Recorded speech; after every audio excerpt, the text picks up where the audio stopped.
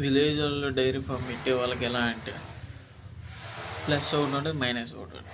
Minus ఏందంటే నువ్వు పాలను తీసుకొచ్చి డైరీలో పోసేప్పుడు నీకేమైద్ది రూ.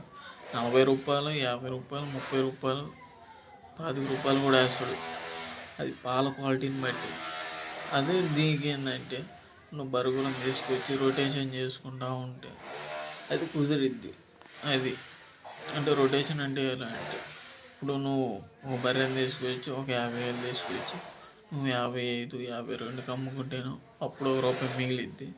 ఆ పాలను నువ్వు పిండుకున్నా కూడా నువ్వు అంటే నీ చుట్టుపక్కల ఇళ్ళలో విలేజ్లలో పోసుకుంటా ఉంటే నీ ఫిక్స్డ్ రేట్ కాబట్టి రూ. 60, రూ. 50 ఒకటి వస్తాయి. నీకు డైరీలో పోస్తే ఏమైందంటే అమౌంట్ అనేది వస్తుంది పోద్ది, శాతం పెరిగే కొద్దీ వస్తాయి పోతాయి.